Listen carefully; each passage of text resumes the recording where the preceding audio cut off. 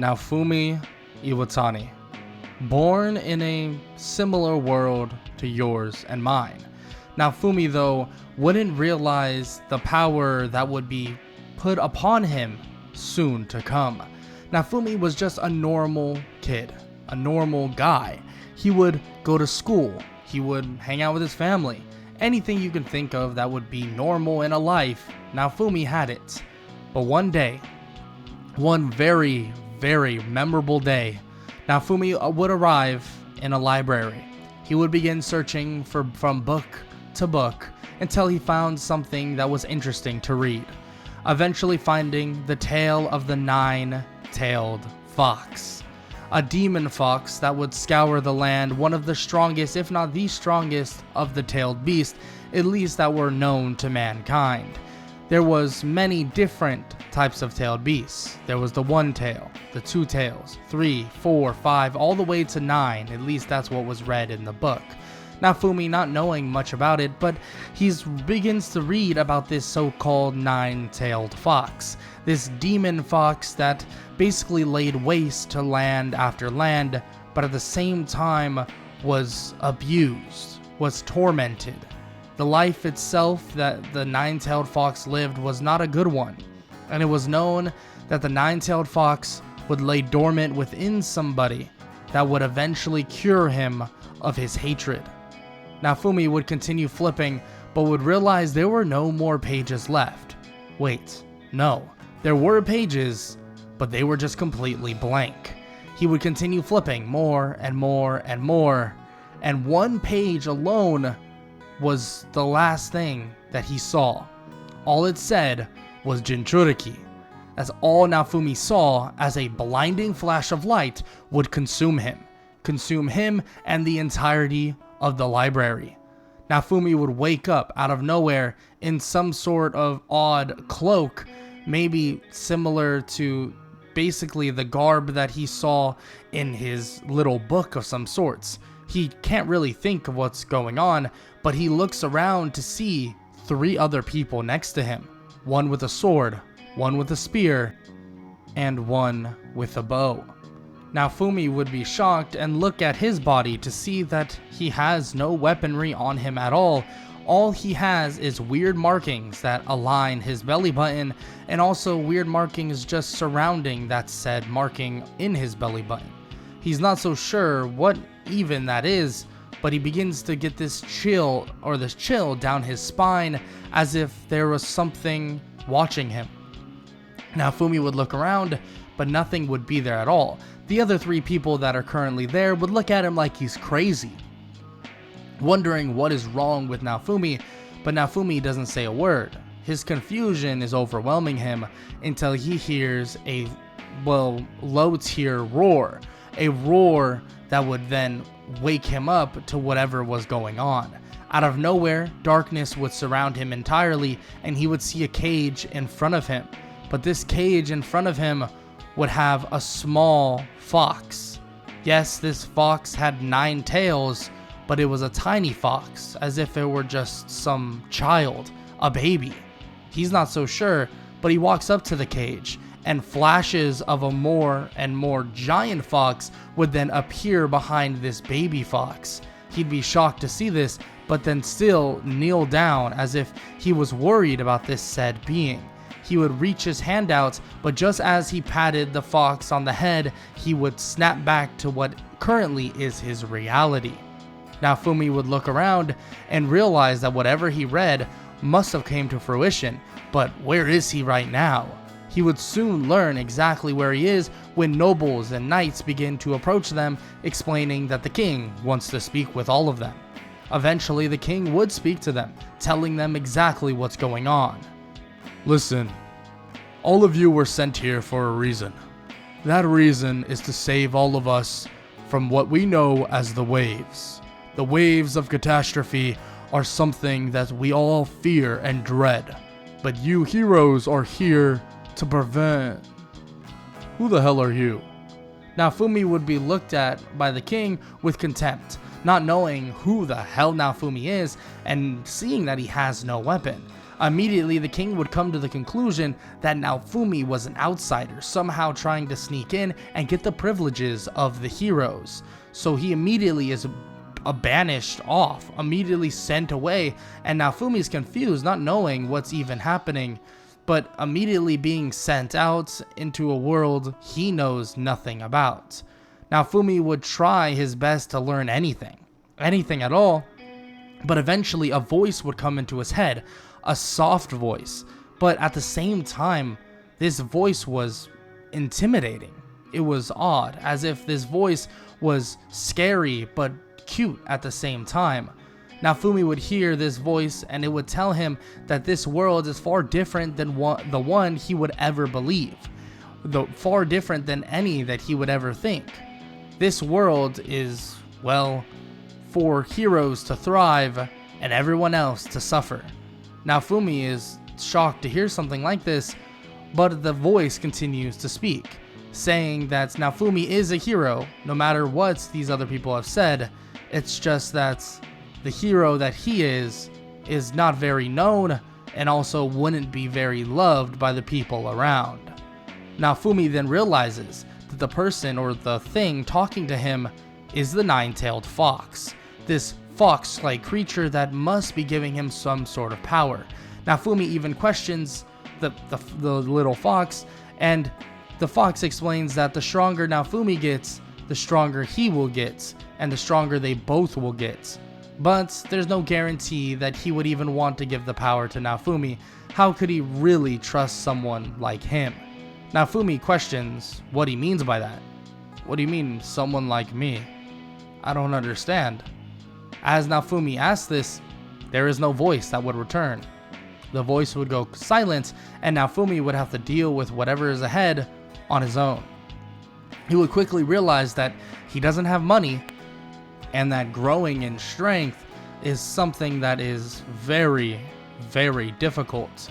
Naofumi would realize this when he would learn more and more about this so-called leveling system of the heroes, learning that whatever monster was within him and whatever he said was technically correct. The more Naofumi levels up, the more power that is available. But this power is all derived from what is known as the nine-tailed fox, other named as Kurama. Immediately, Naofumi would realize that it's going to take him to basically kill monsters and defeat anything he possibly can think of to gain strength. But how is he even going to do that? This Kurama, or this nine-tailed fox, doesn't want to give him any of his power, so what is he supposed to do? Well, Naofumi realizes that at the level of 10, he should be able to use some sort of power from Kurama, even though Kurama doesn't want or trust him entirely. But the goal at the end of the day would be full bonding with Kurama. If he's able to do that, the power of Kurama, or at least at the level that he's at, will be completely synced. Yes, when Naofumi levels up more and more, the stronger Kurama gets, but the scaling for Kurama is far faster than what Naofumi will ever gain, at least on his own. Naofumi immediately heads over to a weaponsmith, or at least a blacksmith, meeting a man by the name of Erhard. But quickly, he'd realize he has no money, so what is he supposed to really do? Exactly, he can't do anything. Naofumi would ask if there's any maybe old swords or old weapons that he could possibly use. Of course, Erhard, being the nice guy he is, he'll lend him something, and lend him something pretty weak, but at least something he can use to defend himself. This definitely would benefit Naofumi, because it would allow him to go out and start killing monsters. As he does this, he begins to gain material after material. Even though he's gaining things to sell, and gaining material-like stuff, Naofumi does know that he needs more than just money and materials and stuff like that. He does realize that he needs, well, people to fight with him. Of course, he would go out and try to find some people, but nobody would really ever be interested in helping Naofumi.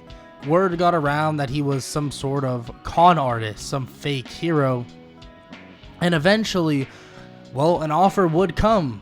But it's from somebody that he didn't really trust very much. a slave market owner would approach him and offer him some slaves. Naofumi not sure how to feel about this, especially because in his homeworld, I mean, obviously they would never think about doing something like that. Nonetheless, he would look around a little bit and eventually would come to the conclusion that he would need to pick something that, well, it doesn't cost that much money because he's kind of broke. Luckily, he's able to scrounge up just enough for this little creature. It's a raccoon girl by the name of Raftalia, and he's able to buy her and actually get a slave crest on her as well, which he doesn't know how he feels about this so-called slave crest. Nonetheless, though, he would help Raftalia out the best he possibly can, and eventually would try and cure her mild cold. But not having enough money for any medicine or anything like that, Naofumi wouldn't really know what to do. He would try his best to scrounge up enough money, and he would basically continue to do this over and over again. But eventually one night, while they were both sleeping, this aura began to extend from Naofumi, and a tiny bit of it would go within Raftalia, curing her of her flu, and Naofumi would have no idea what happened. Of course, the nine-tailed fox, or Kurama, would give some of his own power, or some of his own chakra, tailed beast chakra, to Raftalia, giving her a little bit of power, but also, and more specifically, curing her of her mild cold. This would only boost her experience by about 1 or 2 levels, so it would be practically unnoticeable. But luckily, Naofumi would see that she got over it, but Kurama would never actually fully admit to this. Well, after some time would pass, they would both start training more and more, and Naofumi would awaken about a partial amount of Kurama's power after hitting a level of 10. Naofumi would continue leveling up and feel that his strength has basically multiplied immensely. It seems like now Kurama himself is stronger, but also this would in turn make Naofumi a good bit stronger, being able to utilize some of Kurama's powers, not to the extent that, I mean, he could right now, because if he had full link with Kurama, he would be, we're talking 5 to 10 times more stronger or compared to what he is right now. But of course, Kurama is not willing to give him that much power, and if he did give him that much power without having a perfect connection, it would have definitely detrimental results. Nonetheless, Naofumi would begin to rack up more money and more items, and actually talk to Erhard about basically paying him back and also getting a weapon for Raftalia. He doesn't know how he really feels about this because she's just a child, really, but Naofumi says that she's under his protection and that she is basically learning to become a warrior, and she talks about all the time how she wants to help Naofumi the best she possibly can, especially after being helped from that slave market. Erhard would then point them in the direction of Loot Village, and eventually when they would head over there, they'd ask about any good places to level up or gain money. They would be pointed in the right direction, and Naofumi and Raftalia would head over there. Of course, Naofumi doesn't have the best of weapons, he's gotten a slight upgrade, but the strength from Kurama itself has given him a massive boost in terms of raw strength and just superhuman ability. Raftalia, on the other hand, being a pretty low level as well, only has some simple blade. Naofumi doesn't have the means of making a ton of money, but hopefully this would give him the amount of money he'll need eventually. He'll begin mining these ore pieces that are currently in the area and begin to basically rack up as much as possible. Naofumi would realize that this would gain him a good amount of money, but just as he's mining up all of these ores, he begins to sense something that is pretty strong. He would turn to see this two-headed dog monster beginning to approach both of them. Naofumi grabs Raftalia and jumps away to try and get away from this monster, but it would lead them to having to fight. Naofumi would defend Raftalia and can see that she is terrified. He would tell Raftalia to just run away, to get away as quick as possible. Naofumi would be protecting something far weaker than himself. Kurama would see this and realize that Naofumi, maybe he's not the worst person. Of course, this is a younger Kurama, a more impressionable Kurama. It's not like this, he's a fully grown nine-tailed fox where he's already gone through a ton of war and catastrophe and stuff like that. He's impressionable, but he does remember what has happened in his past lives, so it wouldn't be to the point where he wants to link entirely, but he decides that he gives Naofumi a little bit more power, allowing him to defeat the monster with relative ease. Naofumi is shocked to see how strong he is, taking his sword, plunging it into the two-headed monster, and Raphtalia herself basically disobeying what the orders were from her quote-unquote master, and she would attack the monster as well, finishing it off, and they both get substantial amounts of experience points.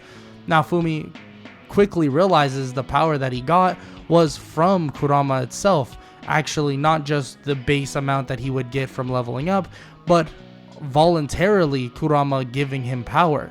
He thanks Kurama, or thanks the nine-tailed fox, and this is when Kurama would reveal his actual name, so now Naofumi would know the name of the nine-tailed fox. Of course, the nine-tailed fox would not really want this thanks from Naofumi, not really wanting to drop the persona of this feared or fearful fox, even though Naofumi has seen the small version, the small, basically tiny baby version of the Ninetales. Nonetheless, Naofumi would know that there is some sort of connection with the nine-tailed fox that will remain within him, and hopefully over time they can build that connection stronger and stronger, and they can get stronger together in general. Luckily, they still have all of this money to make, and they have a ton of these gems, eventually selling them all and allowing them to get some more, like some place to stay until the first wave, but also, well, some money in general. They need food, they need weaponry, they need stuff like that, and this allows them to do just that, getting Raphtalia new things, getting Naofumi new things. Nothing crazy high quality, but at least to the point where, well, they're not feeling too far off in terms of getting ready for this next wave. Over the course, though, of obviously the next couple weeks, Naofumi would train, level up with Raphtalia, and gain immense amounts of power, gaining up to a level of about 25 to 30 and Raphtalia to about a level of 23. Naofumi being able to fight for himself, and so can Raphtalia, allows for them to basically level up at a pretty rapid rate, far faster than they ever would in canon. Naofumi's connection with Kurama would grow stronger and stronger, but he would realize that there would be an overwhelming amount of power if he overdoes it. If he consumes too much of the chakra, or this tailed beast chakra that he knows of based on his HUD menu, he might actually lose control to a certain extent. Naofumi knows that he'll need to restrict himself, and that if he uses too much of that said power, it might corrupt him to the point where he goes, well, haywire, not knowing exactly how to stop it. Luckily, Kurama has no intention of doing such a thing, because frankly, if Naofumi dies, then, well, he kinda goes with him, so he doesn't necessarily want Naofumi to die. And knowing of what would happen if one of the heroes did die, let's just say, not too fond of the idea of making the waves 10 times harder because of a hero dying. Nonetheless, after all that time would pass, it'd be finally about a day or two away from the first wave. Naofumi would hear from Erhard that they should check in the Dragon's Hourglass to see how much time exactly is until that next wave, and in doing this, it would lead them to have an interaction with the other heroes. Of course, this interaction is never the greatest. I mean, they're kind of assholes, pricks, you know, not nice people by any means, and they just think they're so much better than Naofumi, thinking that he's still some sort of fake. Nonetheless, Naofumi will show power that they've never really seen.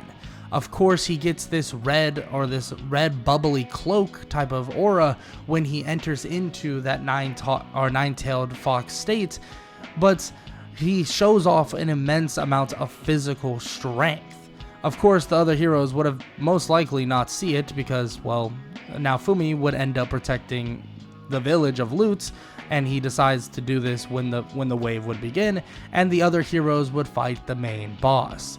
Naofumi would see various monsters. We're talking zombies, we're talking skeletons, anything you can really think of, it would be there. Naofumi would eliminate them relatively easily, But there's one thing that would not sit well with Naofumi is when the knights begin to send a barrage of attacks toward Loot Village without any care in the world for himself, Raftalia, and anybody else that lived there. Naofumi would get extremely frustrated with this, and Raftalia would feed off of this frustration, and her power would ramp up like crazy, as if she was using the anger of the nine-tailed fox to attack.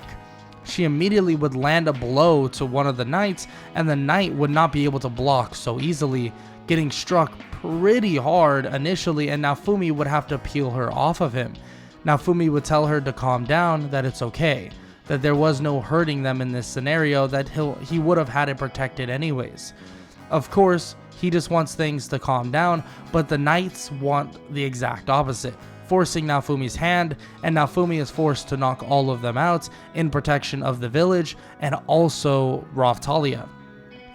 Of course, the nine-tailed fox would respect this decision out of Naofumi. Naofumi's basically shown a lot of characteristics that the nine-tailed fox would want to see from a host and would want to see from somebody that actually cares about what's going on around him. Of course, he protected this village that was very good to him, which is a good thing for the nine-tailed fox to want to see. An impressionable nine-tailed fox, or a child version of the nine-tailed fox, like I said before, is extremely impressionable. So if Naofumi acts like he doesn't care, or acts like the other heroes, let's just say the nine-tailed fox will not be giving him his power, well, to the extent that he could be giving him his power. Nonetheless, after helping out the villagers and after saving basically a village entirely from the barrage of attacks from the knights and also the monsters, Naofumi would be praised as a hero. They'd allow him to stay there for free and without any real regard for money at all. Naofumi would appreciate this and say that he would try his best to volunteer money as much as possible, but of course, Loot Village being Loot Village, they are a bunch of really nice people. That's just who they are. Nonetheless, though, Naofumi would never get an invite to basically have this grand dinner because, of course, none of them even care about him, and they believe that he's just a fake hero. But some things would definitely occur that would unsettle Naofumi and definitely make him feel some type of way when, well, Maltyasu, Mine, and some other knights would show up saying that they claim this village for their own in the name of Maltyasu. Naofumi approaches them and says that just won't fly. That can't be the case, and he unfortunately cannot allow this. Of course, they would argue back and forth, and Mine would say that they don't have a choice, eventually leading to a shadow appearing and showing them something. Assumingly, we can assume that the shadow showed her basically that she can't do what she's about to do. Naofumi would eventually hear from her mouth that it didn't matter anyways and that they'll make a little bit of a deal. Maltyasu versus Naofumi, whoever wins can keep Loot Village. If Maltyasu wins, then it's their village to keep, and that if Naofumi wins, then they'll go away. Naofumi is basically shaking his head and not really enjoying this interaction and not really wanting to deal with these people, but still would take on the challenge to fight the spear hero Maltyasu. Of course, Maltyasu would come out the gates in their little duel in this arena quick and extremely fast. Naofumi, thinking that Naofumi would not be able to take any blows by any means, he begins to just try and strike down Naofumi with his strongest attacks. But when he does this, it basically hits Naofumi and he's able to brush it off relatively easily. He can feel the power of the nine-tailed fox and the tailed beast chakra flowing within him way stronger than usual. It's not that he's grown in levels, or of course he has, but it's not that he's grown in levels and that's why he has more power. It's actually because Kurama decided to give him more strength. A more deeper tone voice of Kurama would then speak to Naofumi, telling him to wipe the smug look off of this dude's face so that they can get on with their daily routines of training, eating food, and basically going along with their life. Naofumi slightly smiles to see that, and happy that Kurama has come around, but Kurama denies the fact of fully coming around and that he's just annoyed with this prissy so-called hero. Naofumi would then reach out and immediately grab Motoyasu with these flaming like tendrils, as if Motoyasu is being stuck in place. A ton of versions of Naofumi would then appear, as if he was making something known as shadow clones. Naofumi not knowing what these things are, but the use of Tailed Beast Chakra would allow him an abundance of shadow clones, overwhelming Motoyasu in a matter of seconds. Naofumi would even question this power while fighting against Motoyasu. The fight would quickly be over, and even with interference or tried interference of mine, it would not be useful by any means. The fight would end, and Motoyasu would be on the ground, weeping or out cold. Naofumi would ask Kurama about what other powers does he currently have. He's only used the pure strength part of it. He's never used what the chakra truly means. Kurama begins to explain that back in his own world, and way back when he actually was properly used, unlike what we're doing right now, in which Naofumi rolls his eyes as it's being said, Kurama explains that there was different techniques that could be used, different techniques that can be utilized by using chakra. But since Naofumi and basically this world is a far bit different, the chakra is derived from Tailed Beast Chakra alone, giving him really potent chakra. But obviously, since he doesn't know how to use chakra in general, it would definitely be something he would need to learn. He begins to question Kurama about how to use it. Can he be taught? Can anything happen? But Kurama says that now that he's in this world, there should be written scripture about how to use it. There should be different versions and different styles that he can use, and it most likely will be based off of whatever this world kind of runs on. Basically hinting at the idea that whatever magic affinities he has is very similar to what was in his world in the past. Basically saying that his quote-unquote Tailed Beast Chakra nature will be based off of his magical affinities. With that said, the fight is finished up and the fight is over.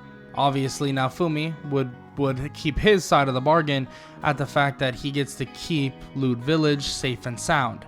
Of course, Mine would try to argue that he cheated, saying that he had multiple people fight and blah blah blah, but this would be debunked immediately by one of the shadows, saying that is part of his powers, so that does count as a win for Naofumi.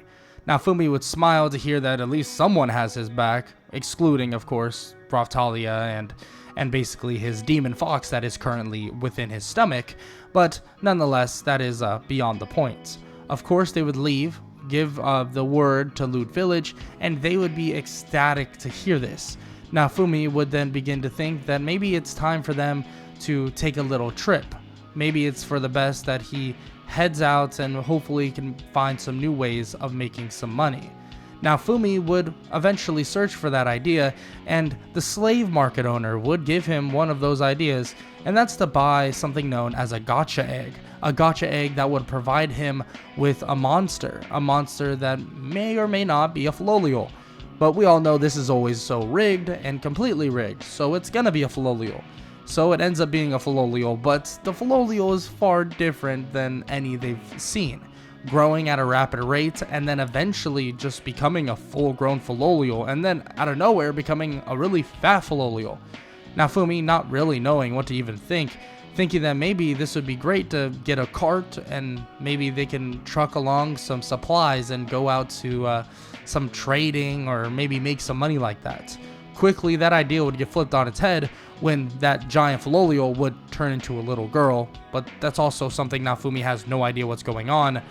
But quickly, that answer would be fulfilled by a magic shop owner, beginning to say that she is basically something that we know as a transforming monster, and that they're gonna need some magical clothing, and which means they'll need some magical thread. Of course, they don't have that. They talk to everybody. That doesn't even occur. They don't have that. So they decide that they're gonna have to take a little trip. But during this time, the magic shop owner decides to help them out and talk about their affinities. Raftalia having an affinity for light magic, but Naofumi, interesting enough, having an affinity for healing and support magic, which he's kind of confused about. And even Kurama chimes in, thinking that that's not what he thought he would have, but that would make sense. When he healed Raftalia, it was as if it was in a matter of seconds. It was just instantaneous. So maybe that does make sense to a certain extent, but the fact that he's only support and healing magic, that's kind of, well, lame in Kurama's opinion.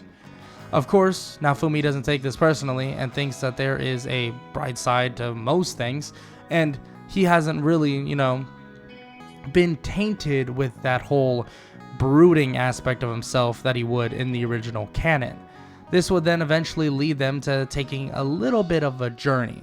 That journey would eventually lead them to basically getting this so-called thread, but it would be more leaning toward the idea of getting, well, you could say, this magical gemstone that they kind of needed.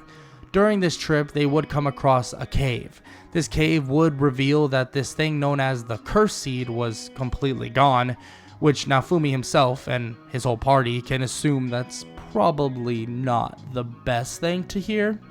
But nonetheless, they continue trucking on, finding something known as a new.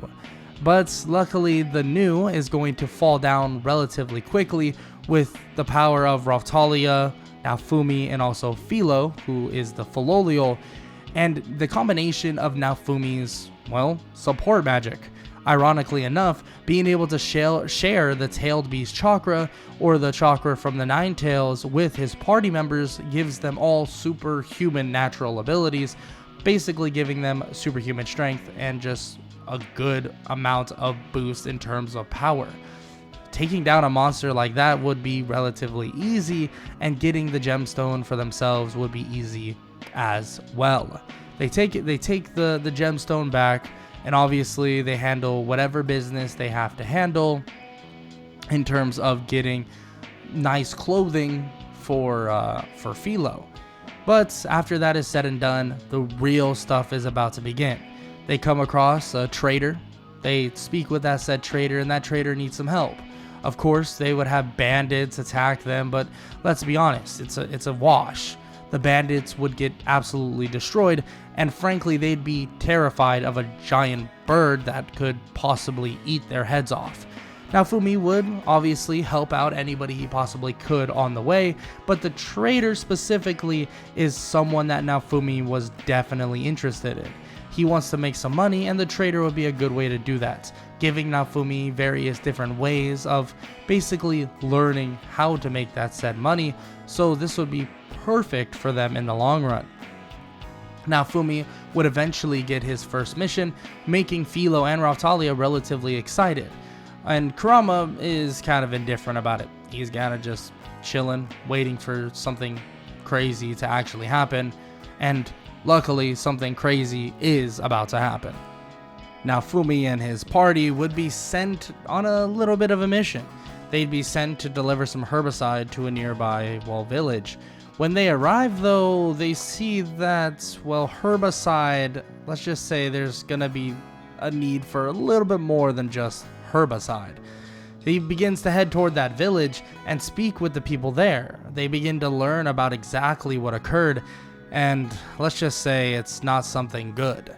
Of course, it has to do with the spear hero Motoyasu, someone that brought basically a cursed seed to their village, saying that they'll cure their famine, in which it did for about a day, and then it turned into a giant monster and started attacking the villagers.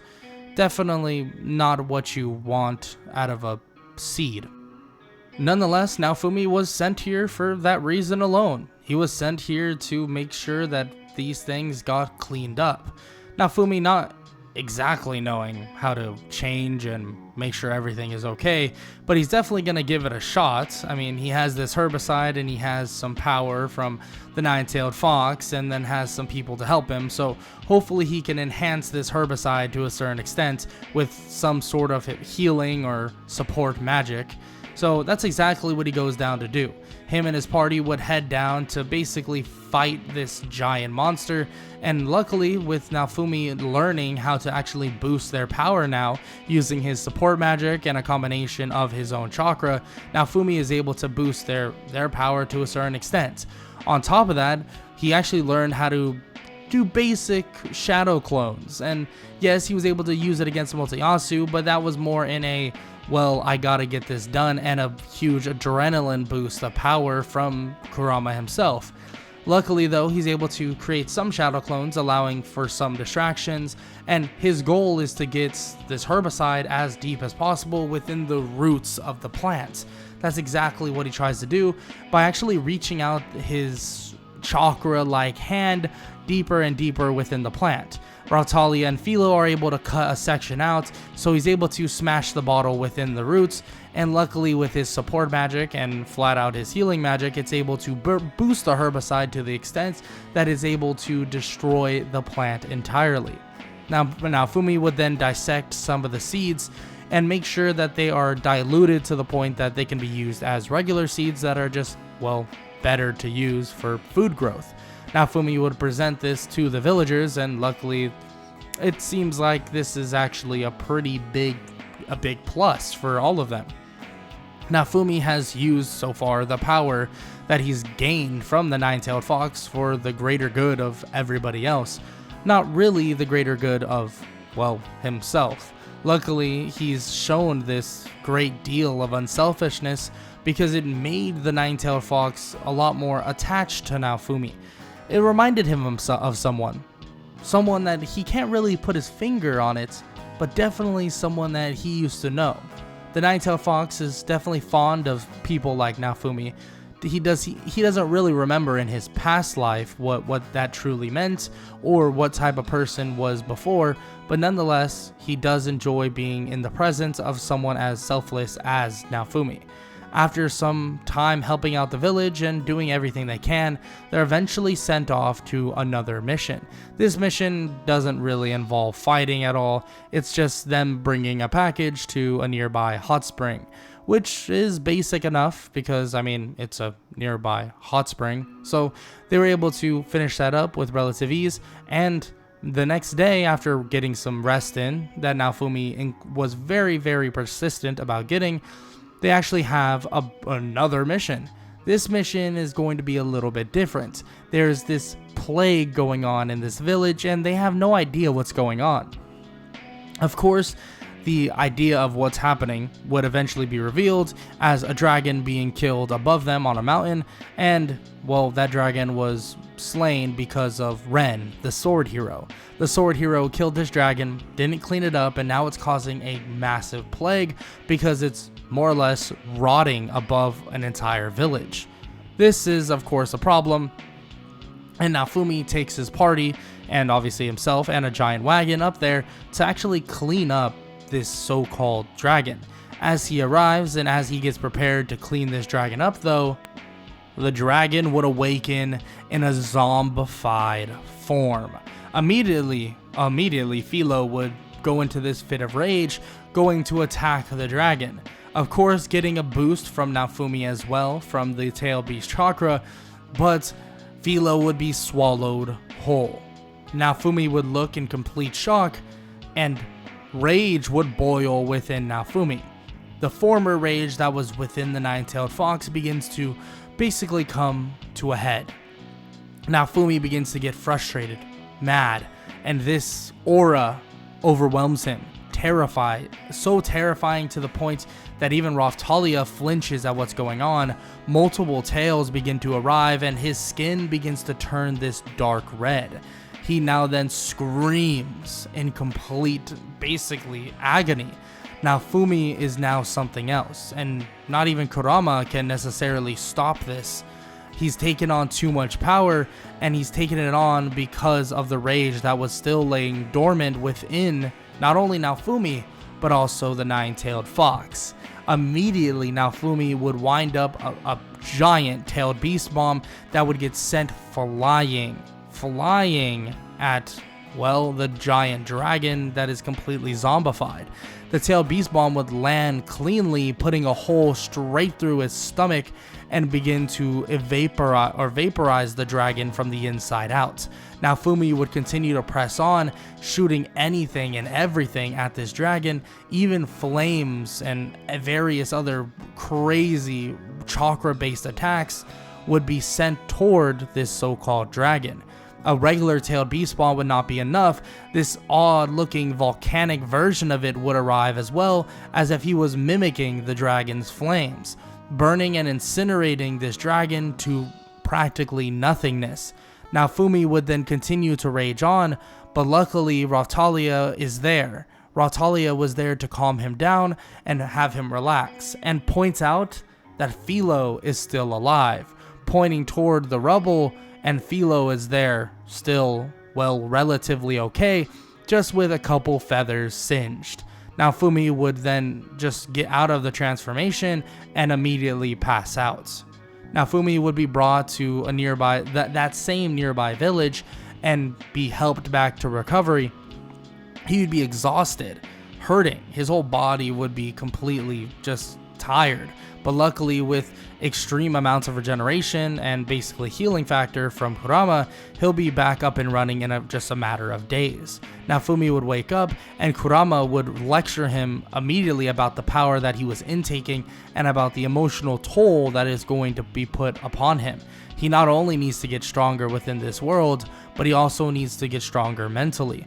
Whatever's burdening him, he needs to make sure that he confronts it. That's all Kurama has to say, as if Kurama is this wise mentor. And in a way, Kurama kind of is getting to that point, because the more he levels up, the older in age and basically in potential Kurama is actually getting.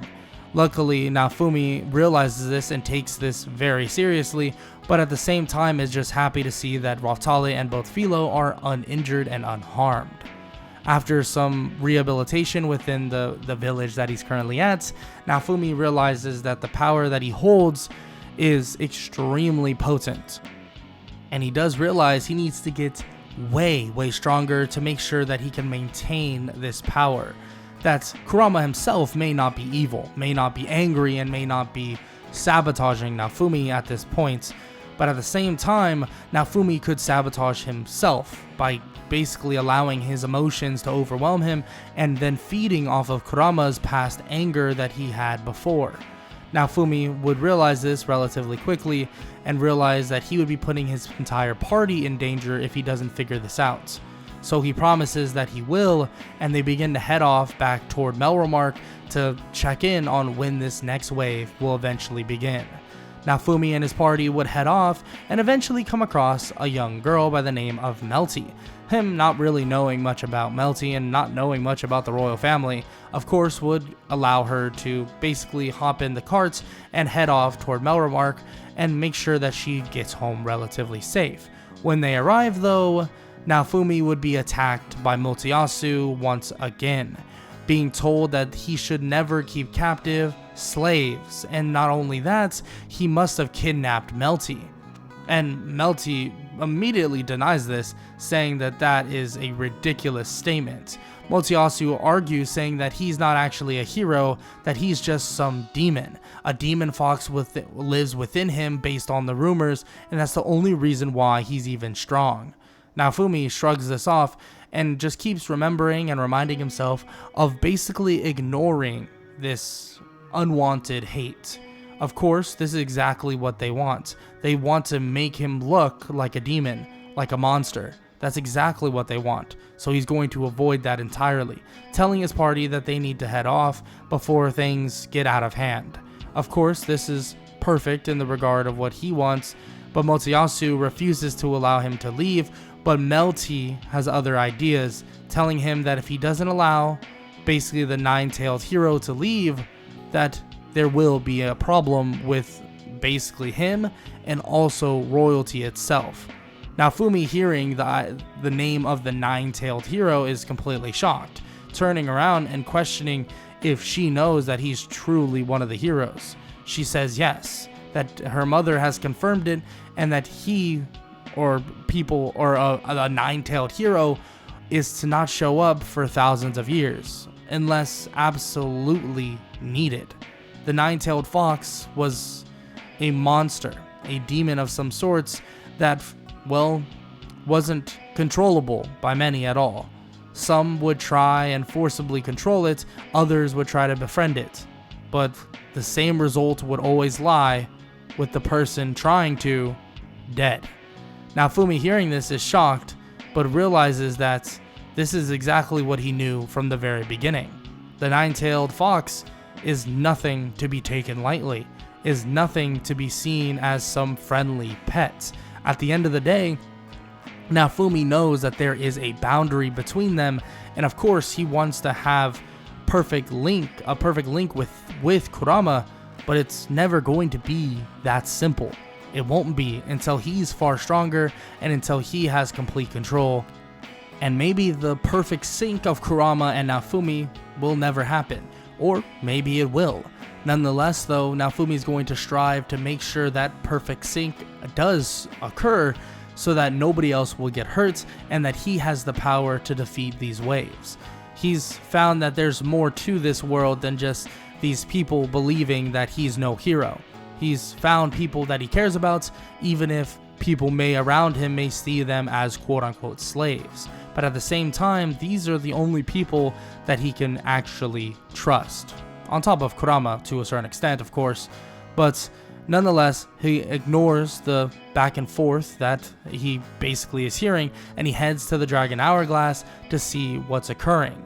He does hear from Melty herself and from other people that there is a way of getting a class upgrade, especially for the partners that he currently has. Being that Raftalia is already at level 40 and Philo is approaching level 40 very, very quickly, Naofumi feels like this would be a perfect time. But unluckily, he's told by the church that it will never be allowed to get his class upgrade there, so he's forced elsewhere. Naofumi wants to determine if he should go get their class upgrades somewhere else, maybe some other country, if that's even possible, or basically stay here and train up to at least level 40 and then have him train up to a certain extent so that they can all be stronger. Naofumi's not sure, but quickly realizes that there isn't that much time left, and maybe just making sure that Raftalia is fully trained, and also Philo is up to the max of 40, on top of him being as high level as possible so that they'd be ready for the next wave, will probably be the best course of action. So that's exactly what they begin to do. Train, and continue to train, but eventually they'd catch wind of this refugee camp during their little scouts and also training. This refugee camp would be basically telling them that they're starving, they need food, and it's all because of Itsuki. The bow hero seemingly started a revolution, but then at the same time left a corrupt government in power, leading them to exactly where they are. This is something that Naofumi is very frustrated with, and immediately after helping these people goes down and meets with Itsuki and also Ren, telling them exactly what occurred. Of course, in the beginning, they don't believe him at all. What is he? He's just some fake hero anyways. But luckily, he's able to get through to Ren, at least to a certain extent, and then Itsuki follows suit. They realize what he's saying and basically realize that the story that he's giving is kind of flawless. It's kind of perfect, so they can't really argue with it. Will that make them better heroes? Well, only time will tell. But nonetheless, he goes along with what needs to be done, training and things like that, and getting prepared for the next wave. And just as though another 24 hours would pass, the next wave would eventually be upon them. This wave, though, will be far different. Maybe in the very beginning, they didn't think so, but it would eventually come to something far, far greater than Naofumi could possibly realize. While defending Loot Village, there would be nothing to call home about. Nothing really crazy happening. He's just normally protecting the village and normally doing, well, the simple things. Protecting the village, making sure everybody's safe, and the monsters itself are pretty weak, at least in comparison to his party. Eventually, he would realize, though, that the main boss is not dying. The main boss isn't dead. So he begins to take his party, and after being confirmed that everybody should be fine at Loot Village, he heads over to the main boss, immediately seeing the other three heroes arguing about how they need to fight and defeat the Flying Dutchman. Naofumi is completely confused and questions them, immediately asking what the heck do they even think they're doing.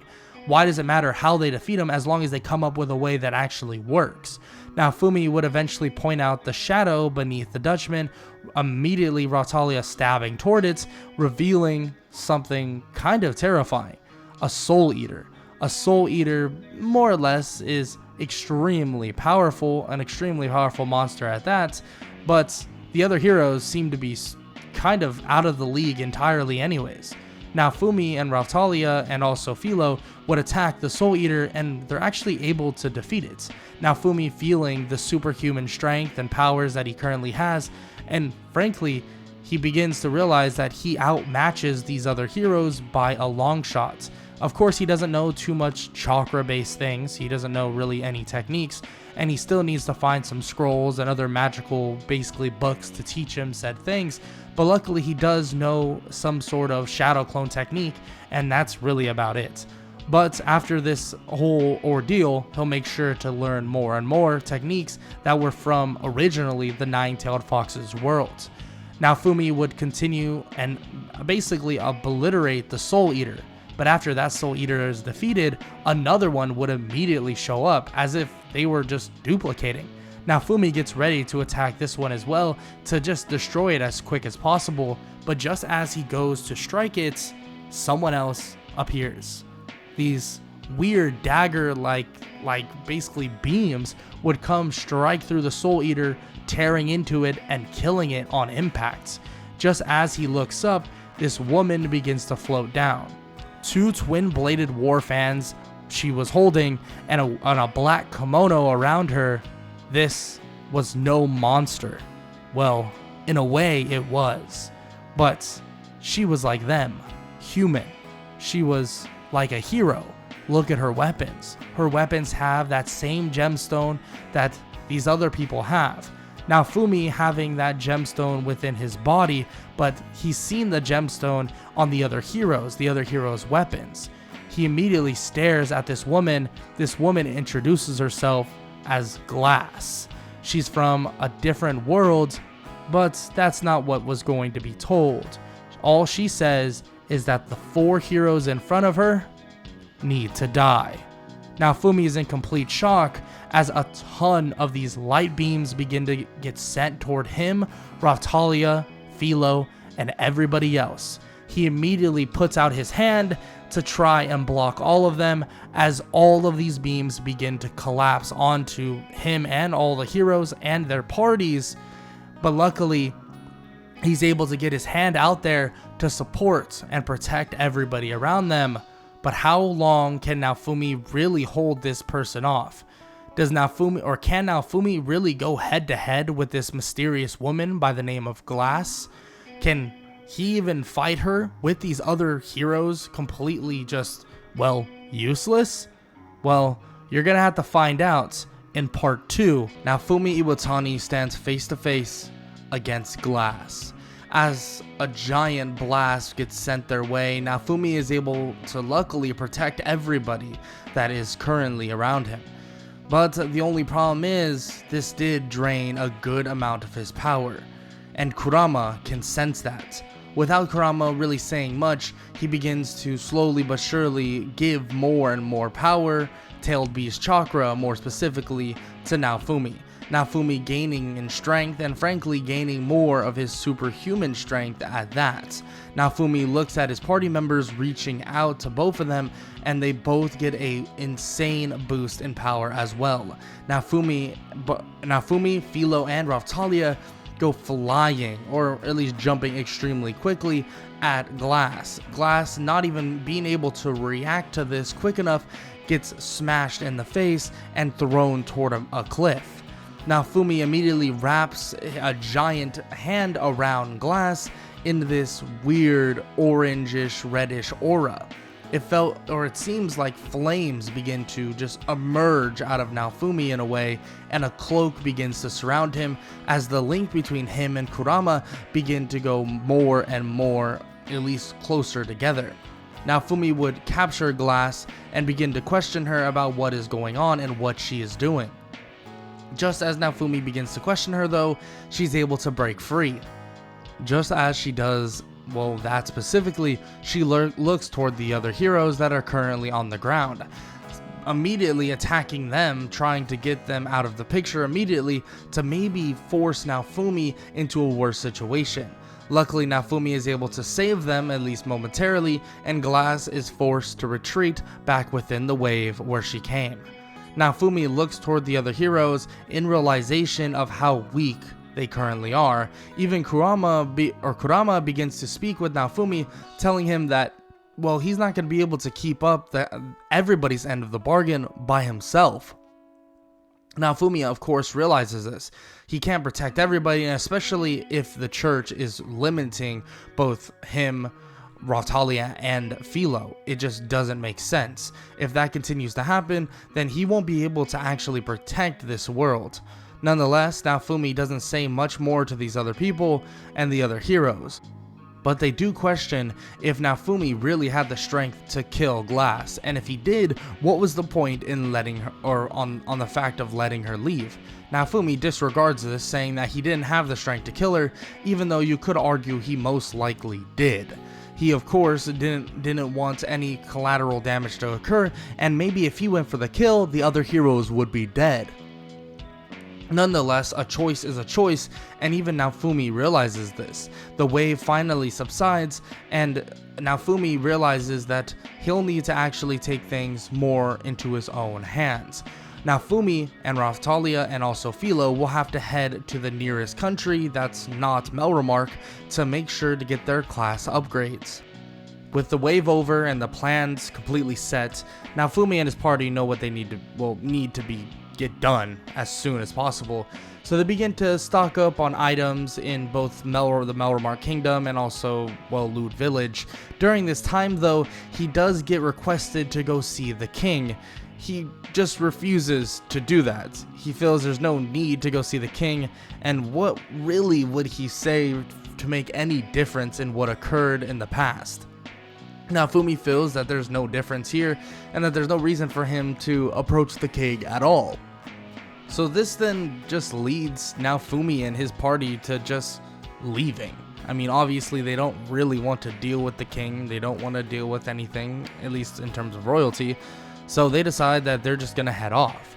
But when they go and basically head off to, well, leave, they don't get very far. They actually only get, I would say, a couple meters until, well, Melty, the princess, the youngest princess at that, actually approaches them with a bunch of guards, asking Naofumi to please go speak with the king and that they need to get on good terms. Naofumi is not for this. As much as he enjoys this world so far and basically has met new people and has enjoyed these people, he's not going to speak with somebody that abandoned him right when he joined a world or was sent to a world that he didn't understand. It just doesn't make sense for him. So he decides that he's not gonna have anything to do with it. Just as he's explaining this, though, a bunch of the guards begin to get restless. It seems kind of odd to Naofumi, but just as it seems as if he takes his eyes off of Melty, immediately one of the guards goes charging at her, trying to kill her. Naofumi grabs Melty and moves her out of the way and takes the blade straight to the side himself. They immediately think that, oh, maybe they killed Naofumi, but that's just not the case. Naofumi yanks the sword out of his stomach and it immediately heals. He shatters the blade and wraps all of them up and knocks them all out basically instantaneously. They're kind of terrified. He's definitely emitting a different type of rage, but at the same time, it's just a way for him to instill fear in what these people are trying to do. He tells Melty that this is no place for her to be, that they need to get her to safety as soon as possible, so that's exactly what they try to do. They begin to head out a lot quicker than they would normally, especially with Naofumi's boost in power for his entirety of his power, or his party using his support magic.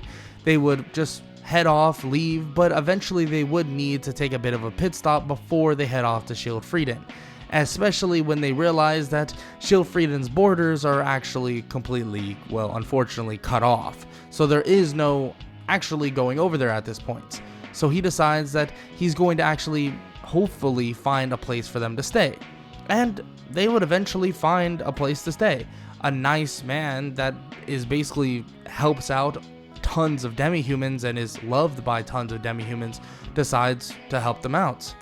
But the kindness of the nobleman Van Richnot would unfortunately be not very beneficial for himself and also Melty, putting them in a situation where they would have to go to a kingdom that is basically owned by a man by the name of Rabier, a well-known slave market, slave trader, and basically someone that enjoys torture.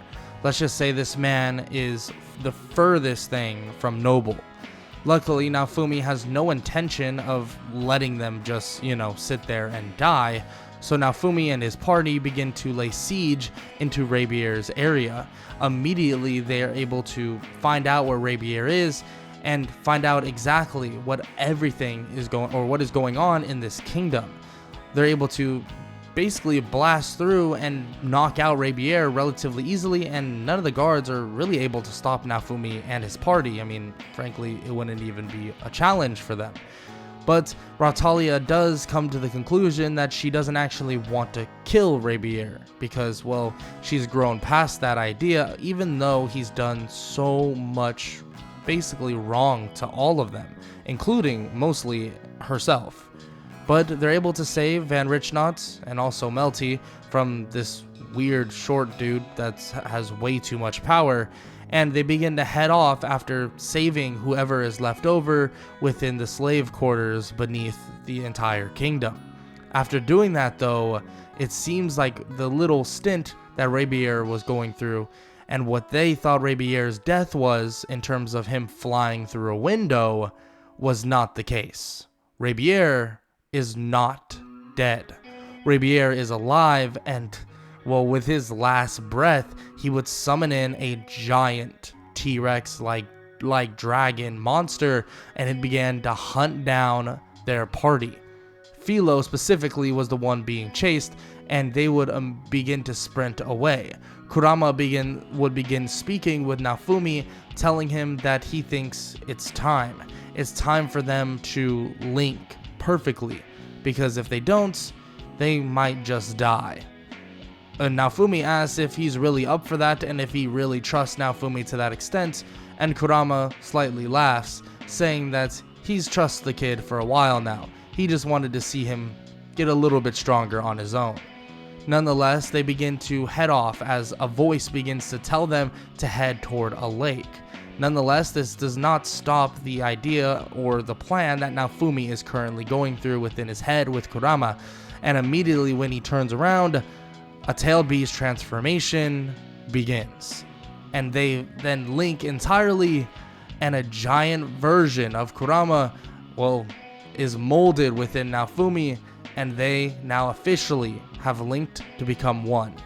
It's regarded that they're only going to have about 5 minutes with this state, but this state is extremely powerful. Nonetheless, the little Tyrannosaurus Rex-like monster would get body slammed into the water, and just as they're about to finish off the job, another monstrous creature then arrives, a giant Philolio. But this is no giant Philolio in terms of the size of Philo. This is a Philolio that towers as big as the nine-tailed fox itself.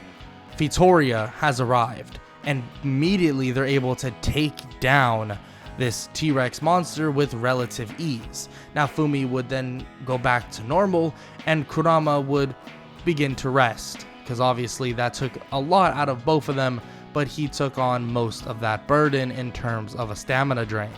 After speaking with Vitoria for a little bit and getting a grasp on what's going on, they're immediately teleported away to the sanctuary of the Philolio Queen.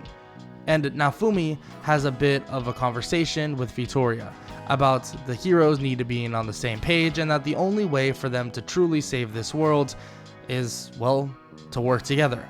Naofumi agrees and says that he's fine with this idea.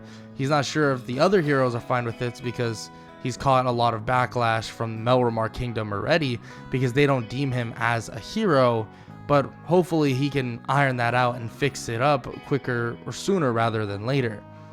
Vitoria smiles and is glad to hear this, especially because she knows of the myth and the legend of this hero. This hero is different, one of abandonment and one of extreme power. But it seems like Naofumi has already accelerated the process of getting completely linked with the nine-tailed fox, and it seems like they're not going to have to worry too much about the strength basically the strength disparity.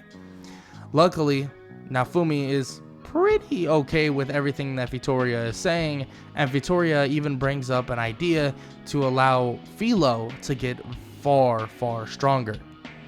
Of course, that would be the process of getting Vittoria's blessing and also fighting Vittoria in a bit of a sparring match, in which this would go relatively or exactly the same. Philo is not that much stronger than Canon, and of course she wouldn't be getting the boost from Naofumi, which maybe or may not would have put her on a little bit of higher ceiling than normal, but other than that, Vittoria is still leagues above all of them at this point. But luckily, Philo is then deemed the successor to the Filolio Queen, giving her a pretty substantial boost in power, and Vittoria tells them that it's now time for them to basically secure their end of the bargain to truly become a team with the other heroes. So she's going to send them to the nearest hero to reconcile, and hopefully they can figure something out. In a matter of seconds, they're teleported away, and Naofumi stands in front of the one and only spear hero Motoyasu. Kind of the worst one he could have been around. Ren and Itsuki seem to have been opening their eyes a little bit more, but this isn't very good. Naofumi begins to speak with him, trying to get across the idea of working together and the reason why they need to do this, but Motoyasu and everybody else there accuse him of killing Ren and Itsuki. How would that even be possible? I literally wasn't even there. How did they even die? Immediately, Naofumi, a ton of stuff begins to go through his head. If they're dead, the waves are harder. If they're actually dead, this is practically over. Everything that they talked about with Vittoria, none of this matters anymore. Immediately, Kurama tells him to snap out of it, that he can still sense those two other beings, that they are not dead. Immediately when he says this, he's happy to hear it. As Naofumi looks up, an electric cage is then placed around them. Look, Motoyasu, I'm not the one you want to fight. I promise you that. There's something else going on, and we need to handle it. Far more that it will exceed than just us. Naofumi tries to plead to him, but eventually it would lead to battle. But of course, this battle is not fair, and it's not close. Naofumi's link with Kurama and the power that he currently has now far exceeds anything he was doing before, and Naofumi was already stronger than Motoyasu and their entire party. So now that they have a pretty substantial link, Naofumi's power in general, even without a ton of techniques learned, in which he still needs to learn, he can just flawlessly beat everybody there and knock them out if need be. He defeats them pretty quickly, but just as he says this and does this, Philo begins to freak out, saying that they need to protect their heads. Protect our heads? What do you want about, Philo? Immediately, Philo just keeps pointing toward the sky, saying that he needs to protect them, or somehow. She's not sure how, but they need to. Kurama begins to say that he can sense that too. They need to transform. So they immediately hop into, the Nine Tails form and begin to send a giant tailed beast bomb straight at the blast that is hurling toward them. Immediately, it clashes and explodes in the sky, and the explosion itself clears out every cloud in sight. Naofumi is in shock, but just as he looks down, he sees the little silhouette of the Pope. The Pope has then arrived and begins to basically say all of these things, that there's no way out, and that Ren and Itsuki are dead, and that there's no need for the heroes anymore, especially the one of the demon fox. But just as he says this, Naofumi and Kurama do not hold back, giving any boosting or tailed beast chakra to both Raphtalia and Philo, and immediately sends a tailed beast bomb straight at the Pope. The Pope tries to block it with the weapon, but there's been a miscalculation. That miscalculation is how strong Naofumi currently is. Yes, they might have thought about how strong he was before, but they didn't realize what happened between the wave and this current moment. That tailed beast bomb that goes hurling toward him, well, let's just say that weapon cannot stop it, and not stop it even close. The tailed beast bomb would struggle slightly with the weapon, but would then penetrate through the blast of the weapon, and, well, let's just say the Pope would not be, well, standing there anymore. The Pope would be incinerated into complete ashes, and Naofumi would be kind of shocked in a way about how strong they currently are. Luckily, he was able to handle whatever just occurred right now, and Ren and Itsuki would just jump in, asking how the hell he did that. Naofumi slightly explains what occurred, but doesn't truly explain everything. Nonetheless, it's not something they really need to worry about anyways, because it doesn't relate to them. But luckily, Ren and Itsuki being there confirms that they aren't dead, and that Naofumi was definitely not the one to attack them, and that they've been getting some far, or at least a lot, of misinformation from Malty, or obviously we know her as Mine. It's then revealed by the Queen, her shadows, and many others that Mine and also the King were involved with the church. They didn't realize, I guess, quote unquote, that the church wanted to take over, but at the same time, they knew that the church was doing some nefarious things. So this doesn't lay well for them when they have to be put in front of judgment. The Queen would finally arrive with her army, taking care of all of the underlings of the Pope, and obviously the Pope is already dead, so it doesn't really matter for him.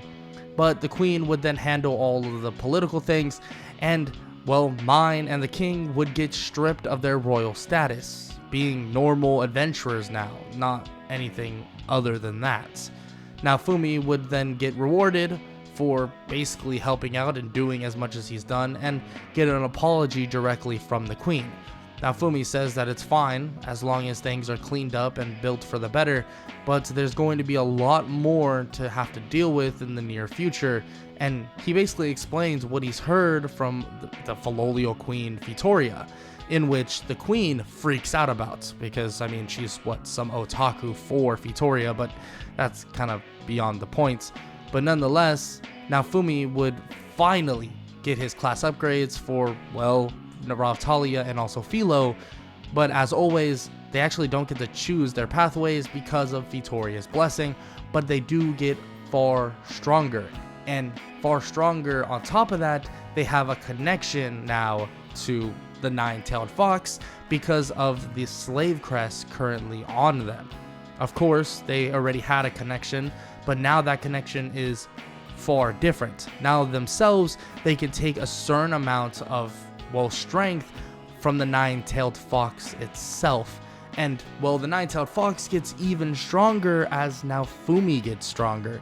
So let's just say there is a good bit of support magic that Naofumi is going to be using to help his team get stronger and stronger. With that said, some celebrations happen with the defeat of the Pope, and days pass on, and eventually there is a bit of a meeting with the four heroes. Of course, there is no shield hero at this time, but they still need to speak to all the heroes currently there, and the Nine-Tailed Fox hero, or the Nine-Tailed Hero, would be deemed as one of the heroes by the church here on out. Naofumi would listen to everything that's going on, and the Queen would explain that they all need to give in all their secrets, how they got stronger, and so on and so forth. Naofumi does tell them what he did, but at the end of the day, it's far different than what everyone else would be doing, because it doesn't really work that way, in which Naofumi does bring up that he wants to see any scrolls any scrolls that the Nine-Tailed Fox would suggest. The Nine-Tailed Fox would then take over, and in his dark or deep chilling voice would explain what type of scrolls they should be looking for, or what type of basically magical grams they'll have to be looking for that Naofumi should look at to basically learn new techniques and learn new things. Immediately, the queen knows exactly what they're speaking about, so she definitely will go and get that for Naofumi, and the others basically explain how they got stronger, quote unquote, but eventually it leads to an argument about whose way is better. Naofumi believes that every single way should be combined and that would be the most efficient, but of course they don't really care because, they're weird. But nonetheless, these scrolls would then eventually get to Naofumi, and the queen would then explain exactly what's going to be going on, that there's a archipelago event that is going to be great for them to train, get stronger, and in Naofumi's fact that in Naofumi's regard, he can get stronger with his team and also learn more with these so-called scrolls. With everything in line and everything and everyone knowing what to do, Naofumi and his party would eventually take the next ship to Kalmyra, the archipelago. And when they would arrive, or at least during the trip, Naofumi would meet some interesting people. One by the name of Lark and one by the name of Therese. And immediately Kurama says that their scent is very similar to the one that they fought before by the name of Glass. Naofumi doesn't say much and really didn't have any intention of saying anything, and as he walks out though, a vestige of some sorts, or kind of like a hologram of Kurama, would pop out and stare at the two of them, and they would both flinch, wondering if Naofumi knew what was going on and who exactly they were. This would lead them to kind of staying away from Naofumi, not really wanting to, let's say, die, so they decide to keep him at arm's distance. During this time, Naofumi would begin to learn about everything he can even get his hands on. Techniques, chakra, anything he can really think of. Of course, Kurama can teach him here and there, but the scrolls is really what's going to help him in this world. He takes his time to not only learn those things, but also train with his party members, in which it helps them grow faster and faster when they're all training together. Eventually, they decide that they're going to take a bit of a rest. Naofumi is going to continue reading some of these scrolls, learning more and more techniques. Techniques that would range from the Rasengan to the Chidori to really anything you can possibly think of. Stuff that is seemingly so simple, like a mud wall, to things that are more complex and more interesting in terms of power. Naofumi would continue learning more and more during their time, but Philo would eventually come across something very, very odd. This would lead them down to the depths of the water and lead them straight to a dragon's hourglass. A dragon's hourglass that is ticking very quickly, and it seems that there's only 48 hours until a wave is bound for Kalmyra. This is not something that's good. Naofumi immediately heads over to the queen, telling her of what's going on. They get a naval fleet out there as soon as possible, and with very little time to even spare. It's then time for the Kalmyra wave to arrive. The plan is, more or less, to have the heroes take on the main boss, eliminate the main boss, and then go from there. But Naofumi knows that there's going to be a little bit more to this, fight than they can possibly think of. Only reason why he knows is because of Kurama, but frankly, he's expecting, some more of these otherworldly heroes, or whatever you would want to call them, to arrive. The fight would finally begin, the sky would go purple, and the wave would commence, and they would immediately fight the main boss, a giant fish-like creature. Naofumi forced to take it down himself when the other heroes can't even lay a finger on it. They're just, too weak to actually fight it. Luckily, Naofumi is extremely powerful, incinerating the being or the monster and leaving just its corpse laying there. He goes over with his party to stand on the corpse, and he waits for the two to arrive. The two that they suspected to be otherworldly quote-unquote heroes. They would land, and that's what it was. Lark and Therese would stand in front of Naofumi, and Lark would apologize what needs to be done. Naofumi shakes his head and says that none of this has to be done, but there is no apology being sent to Naofumi. there's things that they have to choose, and there's things that Naofumi must choose. And if that means the death of his world compared to the death of their own, he'll do what he must. Naofumi, far more serious, and Kurama can feel it as well. Immediately a cloak, this red or more fiery like cloak, would surround Naofumi, and the power of the Nine Tails would surround him. In perfect unison, he'd immediately extend his power to Raftalia and Philo, and their fights would finally commence. The fight between the Scythe hero, or the wielder of this amazing scythe, and the Gem hero, other known as Therese, or at least the wielder of this gem-like weapon, is about to begin against the nine-tailed hero. Naofumi begins to stare at who we know as Lark and Therese. Naofumi tells them that he knows exactly who they are and exactly what they want. Naofumi empowers both Raftalia and Philo, and their powers altogether are extremely high. Lark immediately goes to attack Naofumi to test his strength, but Naofumi doesn't even move an inch and doesn't even basically do anything until Lark slashes through him. When he does, he just poofs into nothing. Naofumi was a shadow clone, or at least that was a shadow clone of him, and Naofumi's behind Lark immediately, slamming this lightning blade or this lightning current that is currently in his hand straight to the chest of Lark. He collapses to the ground and is extremely hurt. Therese tries to go and help and heal him, and Naofumi immediately stops her by grabbing her with basically a giant tailed beast hand. Naofumi tells them that this fight is not a fight they can win, and frankly they are far behind anything that Naofumi could output currently as they speak.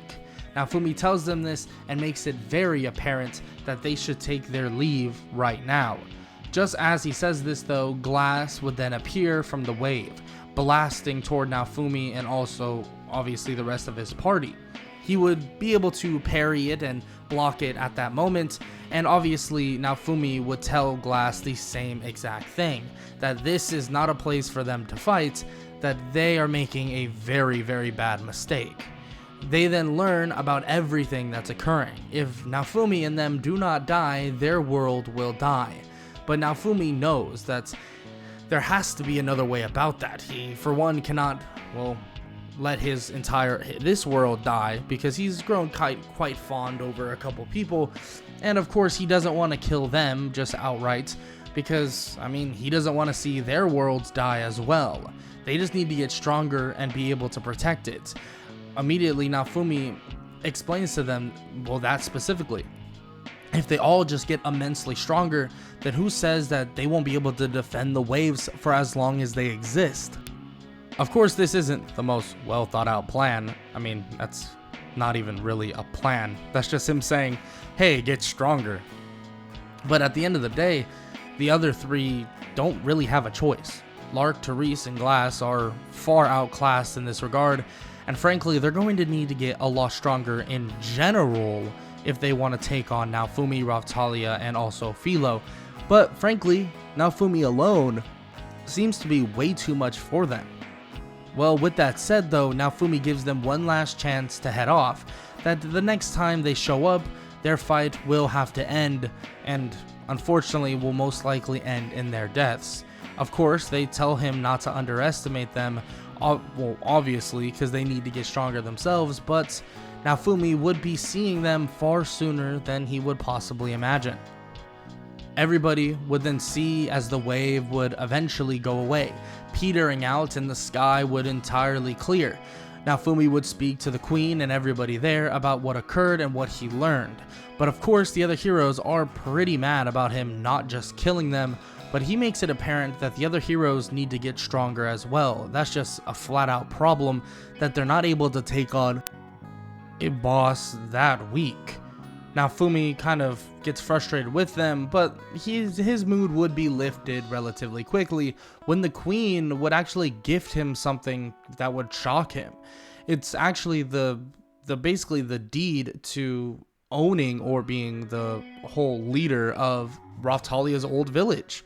Naofumi would immediately start revamping that said village and just getting everything into basically good standards. That was the goal for Naofumi, especially after learning of this village, and now there could be a place for demi-humans to thrive and basically collectively get stronger and maybe even help out with fights in the future.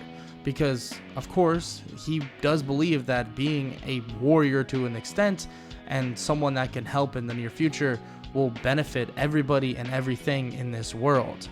A lot of time would eventually then pass, Naofumi and his party training and so on and so forth, and obviously getting the village ready. And the one day would come that is so odd. An eerie feeling would run through the entire group, and it seems like there are these bats and creatures headed their way. Luckily and very quickly, Raphtalia and Philo will handle all of those monsters, slaying them in a matter of minutes.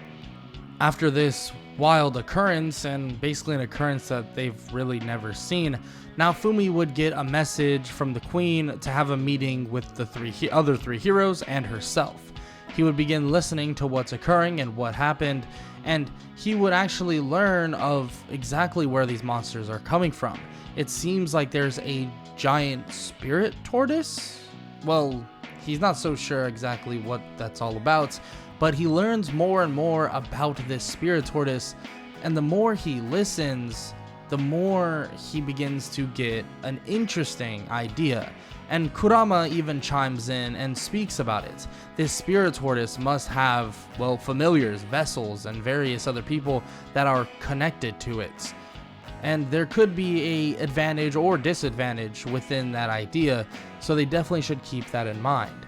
After some time passes, Naofumi would eventually exit, and he would hear the bickering of Mine begging Motoyasu to basically tell the queen that she wanted her royal status back. Of course, that is not going to happen. Mine is a piece of garbage. So Naofumi would head out with his group and begin scouting out what their next move should be.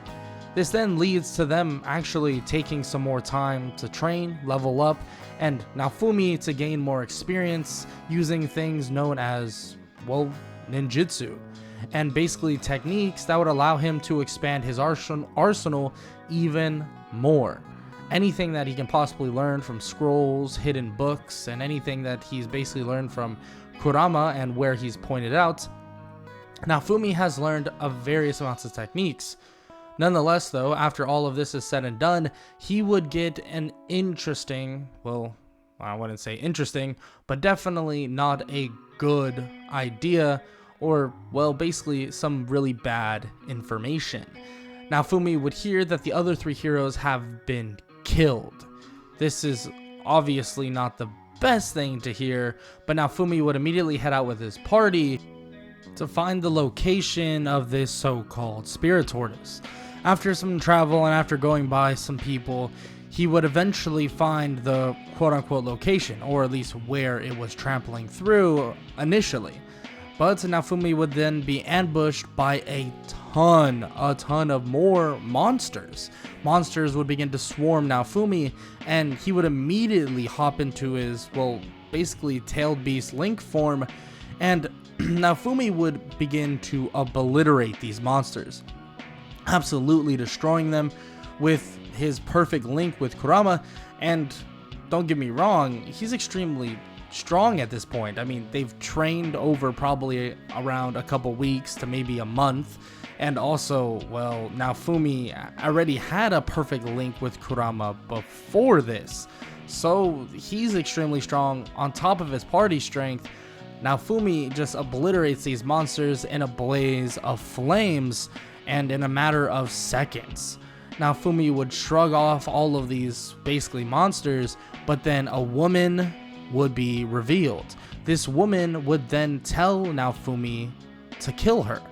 Naofumi would be extremely confused, and eventually he would get some information about who this woman exactly is. This woman is a familiar of the spirit tortoise. Naofumi would basically relay this information to the queen, and eventually would lead to them having a meeting with, well, all the nations. They would begin to explain what's going to occur and what's going to happen. Naofumi would watch as arguments would go off more and more, but then Naofumi would lay down the law, telling them that the spirit tortoise is a giant threat, and, well, they need everything in their power to kill it. So Naofumi lays out a plan to basically get it vulnerable enough where he will deliver the final blow straight to the face of the spirit tortoise, or at least that's the goal. Naofumi would lay out this plan, and it would all lead down to the other nations, basically detaining or constricting the spirit tortoise for a free shot. Days would pass, and that they would wait for the spirit tortoise to finally make its move once again. When it begins to trample through the valleys and the other places, their plan would go right into execution. They would trap the spirit tortoise with magic, strike it with anything they possibly can to at least stun it, and Naofumi would stare right at the head of the spirit tortoise as he begins to tailed beast transformation with Kurama and charge up a massive electrified, with fire revolving around them, tailed beast bomb. One that he's never made this strong, one that he's never made this big. Naofumi lets it rip. As this tailed beast bomb hurtles toward the spirit tortoise, it connects with the face of the spirit tortoise, digging into the body of it, and even just obliterating the head of the tortoise entirely. Naofumi stares at it as he believes that it's been killed, but Kurama immediately says that that's not the case. He can sense that the spirit tortoise is still alive. Naofumi immediately says that they need to go to plan B, but they need a way for the spirit tortoise to recover entirely, and they need to restructure their plan and get everybody else out of there. Naofumi calls toward everyone, powering them all up so that they can just escape with relative ease, telling them that they need to retreat, that the spirit tortoise is not dead.